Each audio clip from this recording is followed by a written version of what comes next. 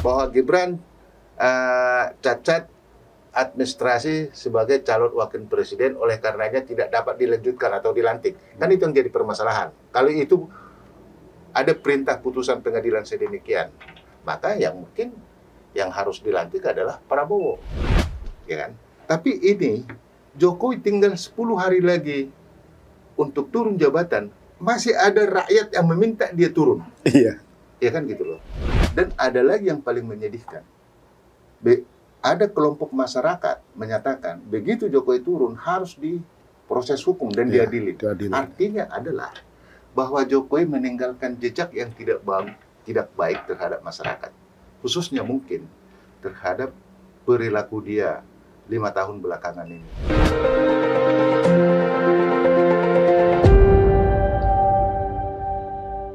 Ya, selamat datang Ketua di podcast Besi Brawijaya. Kita mau ngobrol-ngobrol lagi nih tentang perkembangan politik hari ini ya. Kan tanggal 20 Oktober nanti ada pelantikan presiden terpilih dan wakil presiden terpilih. Siap. Tapi ternyata sebelum tanggal itu tanggal 10 Oktober, akan keluar keputusan dari PT UN yang dulu pernah didaftarkan oleh Partai Demokrasi Indonesia Perjuangan yang menggugat keputusan KPU nomor 360 tahun 2024 tentang penetapan hasil pemilu 2024.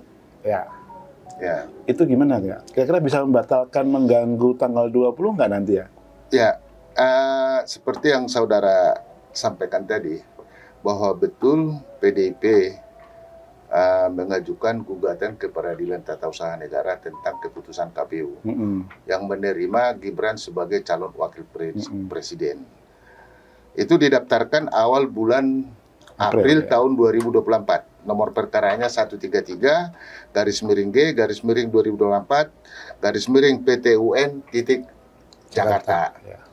Nah, pertanyaannya tadi, kalau seandainya putusan Peradilan Tata Usaha Negara ini atau Peradilan Tata Usaha Negara mengabulkan gugatan daripada PDIP, apa dampak hukumnya? Kurang lebih sedemikian kan? Kita berandai-andai ini, saya bukan ahli hukum tata usaha negara. Paling nggak secara administratif lah. Itu secara administratif. Artinya gini, kalau memang Hakim Majelis Tata Usaha Negara mengabulkan permohonan daripada Peradilan Tata Usaha Negara, atau sebagian daripada permohonan itu, misalnya kita tidak ada datanya untuk gugatannya apa yang dimohon. Ya, petitumnya nggak ada ya. Misalnya kita buat di situ, menyatakan bahwa Gibran calon wakil presiden tidak sah dengan dasar misalnya bahwa Gibran didaftarkan sebagai calon wakil presiden adalah berdasarkan putusan Mahkamah Konstitusi nomor 90. Putusan Mahkamah Konstitusi nomor 90 itu diajukan ke majelis hakimnya, diajukan ke majelis Mahkamah Konstitusi, majelis kehormatan Mahkamah Konstitusi, dan putusannya adalah menyatakan bahwa majelis hakim, khususnya ketua Mahkamah Konstitusi yang dijabat oleh pamannya Gibran, namanya Anwar Usman, diberhentikan jadi ketua Mahkamah Konstitusi. Lanjutannya, apabila memang putusan itu terbukti melanggar kode etik atau melanggar etik, maka lanjutan daripada pasal undang-undang tentang kehakiman, maka putusan itu adalah cacat hukum. Kalau dia cacat hukum, maka kan sepatutnya tidak dapat dilaksanakan. Ya kan kira-kira sedemikian. Kalau itu linearnya kepada putusan putusan Peradilan Tata Usaha Negara, apabila Peradilan Tata Usaha Negara memutuskan bahwa Gibran cacat sebagai calon wakil presiden, bagaimana dampaknya? Ya kan kurang lebih sedemikian. Ya kita pergi, ya mungkin sepatutnya yang dapat menguraikan ini kan ahli tata negara. Tapi kita mencoba memberi gambaran suatu putusan Mahkamah Konstitusi yang terakhir yang mensahkan bahwa Prabowo dan Gibran adalah pemenang pemilu dengan perolehan suara 58%. Ini kan paket. Ya. Dan putusan itu final. Ya, dapat dibanding. Dipakai KPU untuk dasar ya. Ya, artinya dipakai KPU untuk menetapkan Prabowo dan Gibran sebagai pemenang pemilu. Ya kan gitu loh. Ya. Nah, artinya bahwa Gibran harus dilantik sebagai calon presiden. Ya kan gitu loh. Nah, bagaimana kalau ada putusan Pengadilan Tata Usaha Negara yang menyatakan bahwa Gibran cacat sebagai calon wakil presiden? Cacat administrasi maksudnya. Cacat administrasi. Atau ada putusan yang menyatakan misalnya bahwa Gibran cacat administrasi sebagai calon wakil presiden, oleh karenanya tidak dapat dilanjutkan atau dilantik. Kan itu yang jadi permasalahan. Kalau itu ada perintah putusan pengadilan sedemikian, maka yang mungkin yang harus dilantik adalah Prabowo sebagai calon wakil, sebagai presiden terpilih dengan perolehan suara 58%. Nah, selanjutnya dalam kurun waktu 60 hari harus ada wakil presiden. Artinya di sini undang-undang memberikan kewenangan kepada Prabowo untuk memilih 2 orang calon menjadi calon untuk menjadi wakil presiden. Dari mana? Karena undang-undang kita mengatur adalah bahwa calon presiden dan wakil presiden diusulkan oleh partai, maka harus dipilih dari partai. Apakah itu bisa misalnya, karena PDP bukan sebagai pengusung Prabowo, apakah itu mungkin bisa? Ya bisa aja. Ya kan gitu loh. Bisa aja misalnya Prabowo menunjuk Puan sebagai calon wakil presidennya, atau yang lain. Ya kan? Tapi mudah-mudahan tidak menunjuk si Bahlil. Mudah-mudahan Prabowo tidak menunjuk si Bahlil sebagai calon wakil dia. Karena apa? Saya lihat ini tidak tepat. Yang paling tepat mungkin ya menunjuk Puan sebagai calon wakil presiden, atau ya AHY mungkin ya. Ya, AHY mungkin. Ya asal bukan Bahlil lah ya. Asal bukan Bahlil aja. Kalau saya bilang, saya sebagai mungkin kader Golkar juga tidak setuju kalau Bahlil ditunjuk sebagai calon wakil presiden. Ya kan itu loh. Jadi itu mungkin yang bisa saya sampaikan terhadap apabila ada putusan terhadap permohonan yang diajukan oleh PDIP sebagaimana perkara nomor 133 tahun 2024 yang memerintahkan atau yang menyatakan bahwa pendaftaran Gibran adalah cacat dan putusan Mahkamah Konstitusi memerintahkan agar Gibran tidak dilantik, ya ini kan menjadi ranah daripada MPR dan DPR. Ya. Karena mereka yang punya kuasa tentang itu. Ya. Tapi ngomong-ngomong kan aturan PT UN itu kan juga sama dengan peradilan yang biasa ya. Ya. Ada banding 1, banding 2 gitu kan ya. Artinya walaupun nanti sudah ada keluar PT UN, pengadilan PT UN yang memerintahkan agar Gibran tidak dilantik atau menyatakan bahwa penetapan Gibran itu cacat administrasi, tapi kan juga tidak bisa langsung diberlakukan kalau mereka melakukan banding gitu. Ya, artinya kan begini, bahwa putusan Pengadilan Tata Usaha Negara tingkat pertama dapat dibanding, dan pengadilan tinggi putusannya apabila sama juga dapat diajukan kasasi. Artinya kan apapun putusan tata usaha negara terhadap tingkat pertama ini tadi belum mempunyai kekuatan hukum yang pasti. Oleh karena itu tadi sebabnya saya katakan bahwa Gibran bisa aja tetap dilantik. Tapi kan ini sudah menjadi pertanyaan, sudah menimbulkan kegaduhan politik yang disebabkan oleh Jokowi sendiri. Artinya, kalau kita rangkai semua informasi politik, baik yang disampaikan oleh Mahfud, Profesor Mahfud, ataupun ahli-ahli politik lainnya yang pernah dekat dengan Jokowi, alias Mulyono, ya, bahwa ada niatan yang sungguh-sungguh dari Pak Jokowi untuk melanggengkan kekuasaannya dan atau memperpanjang kekuasaannya, seperti yang dikatakan oleh Profesor Mahfud. Karena kedua ini tidak dapat dikabulkan, maka Jokowi berpikiran, kalau tidak dapat saya, ya anak saya. Itulah mungkin upaya dia terhadap putusan Mahkamah Konstitusi. Ya kan gitu loh. Ya. Jadi, seperti pertanyaannya tadi adalah putusan Pengadilan Tata Usaha Negara tingkat pertama itu belum dapat mengikat karena dapat dibanding dan dikasasikan. Oleh karenanya seperti yang saya bilang tadi, bahwa Gibran mungkin akan tetap dilantik sebagai calon wakil presiden. Tapi dampaknya adalah terjadilah kegaduhan politik. Akibat siapa? Akibat ulahnya Jokowi sendiri.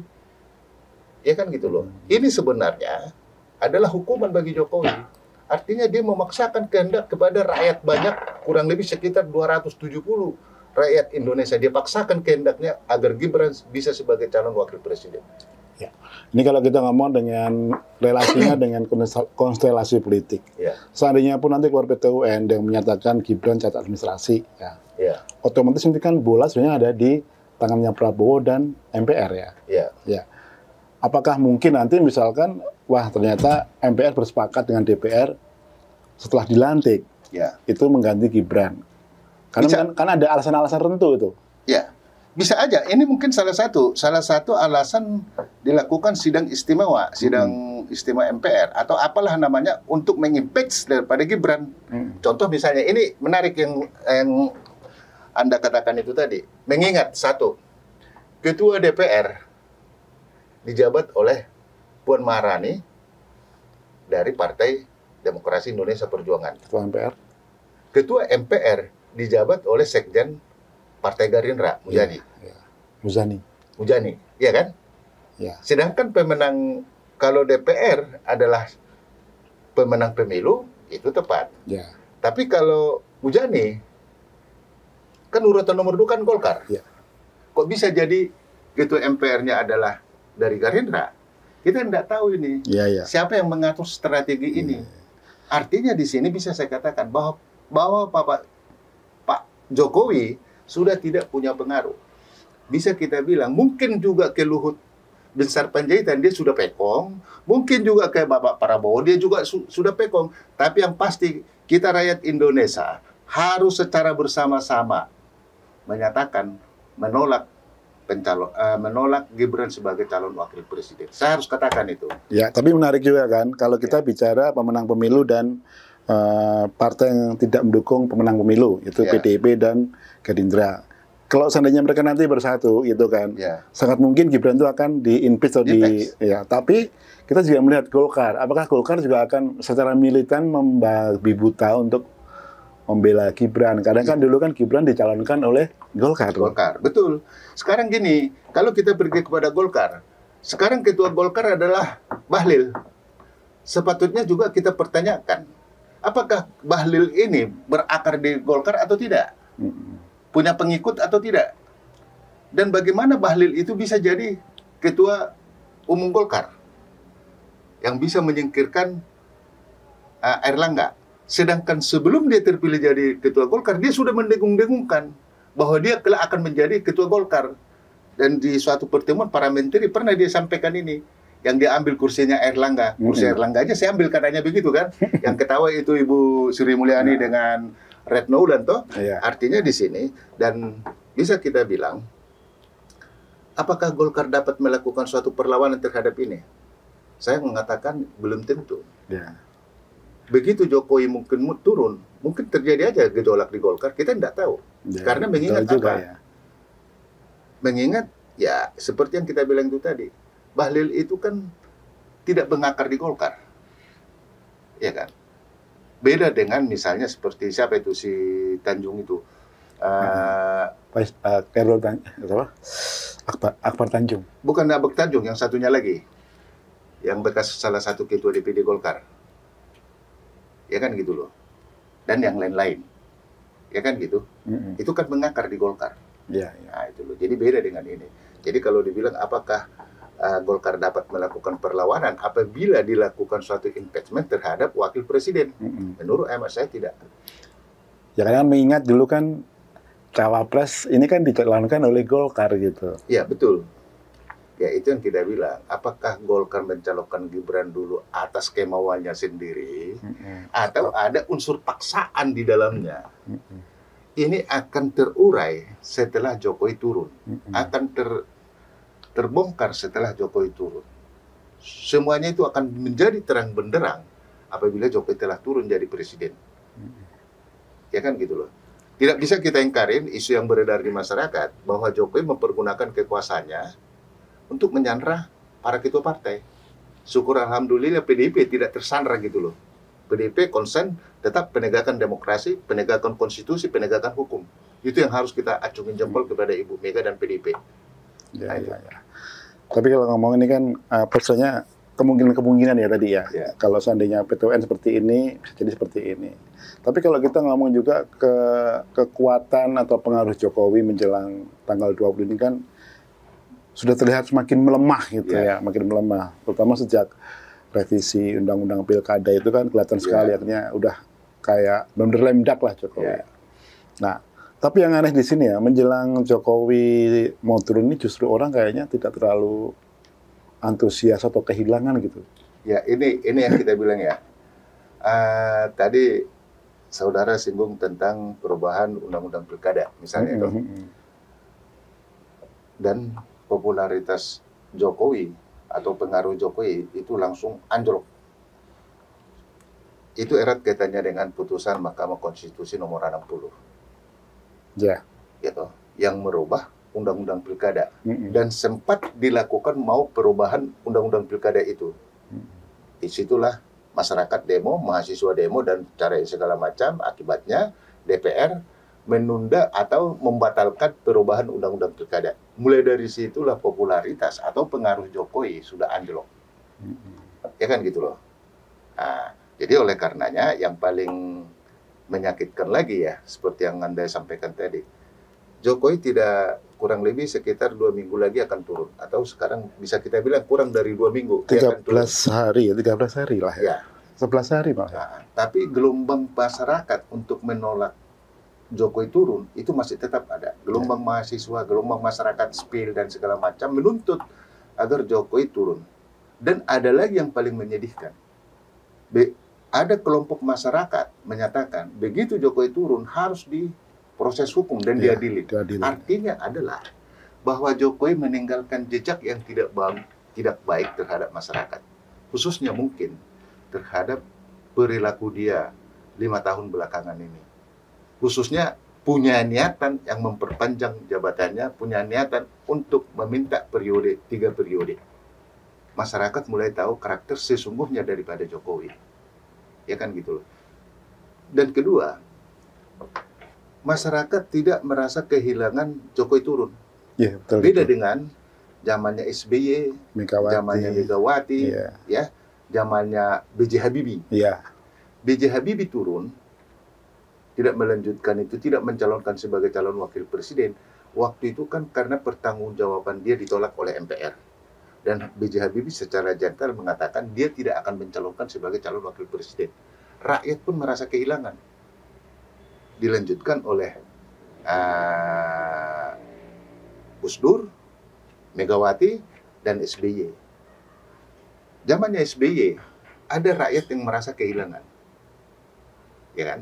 Tapi ini, Jokowi tinggal 10 hari lagi untuk turun jabatan, masih ada rakyat yang meminta dia turun. Iya. Ya kan gitu loh. Dan yang paling menyakitkan, pada saat ulang tahun TNI yang kemarin, iya betul. Ya toh, siapa sih yang tidak kenal dengan Bapak Tri Sutrisno? Iya, udah. Bekas Panglima, bekas Wakil Presiden. Bapak Tri Sutrisno sudah berdiri hendak mau disalam, tapi Jokowi melewatin dia. Ini kan menunjukkan suatu sikap yang tidak baik dari Jokowi terhadap ex-pemimpin di Republik ini. Tri Sutrisno itu orang baik. Dan menurut hemat saya, dia pro-demokrasi. Ya kan gitu loh. Tapi Jokowi bisa mengabaikan dia. Dan masyarakat marah. Masyarakat tidak dapat menerima tindakan daripada Jokowi.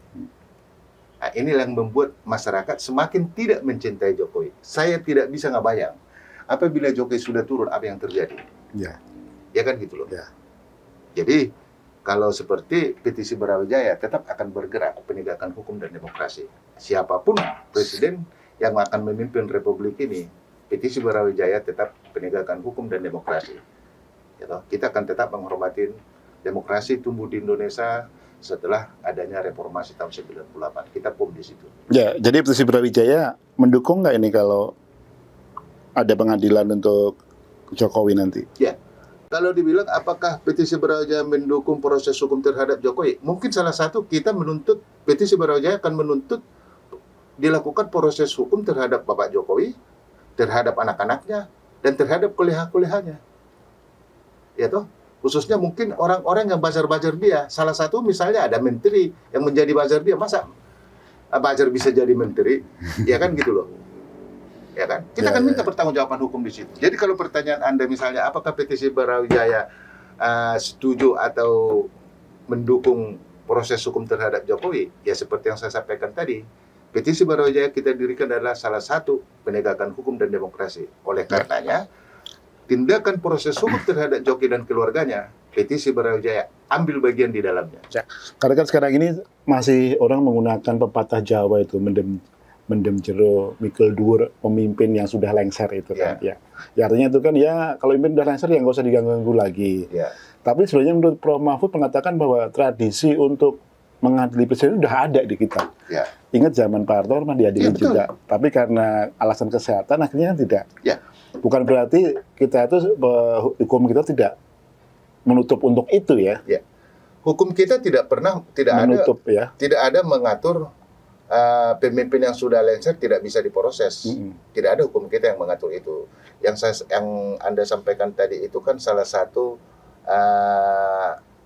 apa namanya itu pepatah atau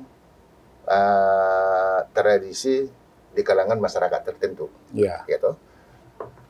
Tapi kalau kita faktanya sesungguhnya adalah Bapak Soeharto turun diproses kok. Ya. Tapi karena beliau faktor kesehatan dan sudah wafat, maka sesuai dengan aturan hukum, dia tidak bisa diminta pertanggungjawaban hukumnya secara pidana. Tapi secara perdata, tetap kan berjalan. Ada yayasan Super Semar, ada yayasan lain, tetap kan berjalan ya, itu kan. Jadi pidananya mungkin Ya, selesai, pidananya, tapi perdataannya masih bisa berjalan. ya proses hukum perdata yang sifatnya perdata mungkin harus tetap dijalankan. Masih bisa berjalan Ya. ya. Jadi kalau Jokowi supaya tidak diproses, ya bermohon aja kepada Tuhan bagaimana caranya dia supaya tidak diproses. Mungkin diikutin jejaknya Pak Harto, menghadap secepat mungkin. Ya kan, sedemikian kan. Pura-pura sakit, berobat luar negeri gitu ya. Ya, bisa aja, tapi kan kita nggak bodoh, Bos. Iya, iya. Masyarakat Indonesia kan nggak bodoh. Contoh misalnya gini aja. 10 tahun sehat, tiba-tiba sakit. Ya, ini aja kita bilang, Bubu Papa itu, akun Bubu Papa itu. Artinya di sini kita buktikan bahwa masyarakat Indonesia cerdas, Iya, bisa mengulik. Jadi kalau Anda, seperti yang Anda katakan, supaya Jokowi nanti pura-pura sakit, ya tidak bisa lah. Iya, iya. Contohnya Bubu Papa bisa meledak, bisa diungkit semua perilaku Gibran di masa lalu, ucapannya di masa lalu, atau tindakan-tindakan dia di masa lalu. Iya kan? Dan sangat memalukan, menurut hemat saya itu sangat memalukan akun Bubu Papa itu. Gitu loh. Dan mudah-mudahan rakyat biasa atau warga negara lainnya tidak mengikuti seperti jejaknya Gibran ini. Ya gitu loh. Nah, itu loh. Ya, jadi pada kesempatan ini apa yang ingin disampaikan oleh Petisi Brawijaya berkaitan dengan kondisi politik terakhir ini ya, terutama menjelang tanggal 20 ini? Ya, kita hanya menyampaikan adalah satu, mudah-mudahan pelantikan Presiden Prabowo sebagai Presiden Republik Indonesia itu dapat berjalan dengan baik, dan apabila dia itu segala macam, ya dapat melakukan perubahan, penegakan hukum di Republik ini. Masalah yang ditinggalkan oleh Jokowi itu harus kita proses secara hukum juga. Karena banyak pelanggaran-pelanggaran yang menurut hemat saya yang dilakukan oleh Jokowi dan keluarganya. Salah satu contoh misalnya yang dilakukan oleh Kaisang. Dia pergi ke Amerika beserta istrinya, terus selfie istrinya diunggah ke media sosial. Ya, dan dia bilang, yang lucunya dia bilang lagi, dia nebeng. Ya kan gitu loh, itu kan sangat memalukan. Pertanyaannya, apakah nanti setelah Jokowi turun, apakah dia bisa mengatakan nebeng ini segala macam? Mungkin bisa, apabila dia bisa beli itu penguasa hukum di Republik ini. Ya kan itu aja. Jadi, pesan Petisi Barauwijaya, rakyat harus tetap bergerak, penegakan hukum dan demokrasi, dan kita akan menghormati pelantikan Presiden Prabowo tanggal 20. Dan Jokowi, kalau bisa, rakyat harus memproses dia secara hukum. Itu yang bisa saya sampaikan. Ya. Terima kasih, Ketua. Terima kasih dan selamat sore. Cukup ya? Ya. Poinnya ya.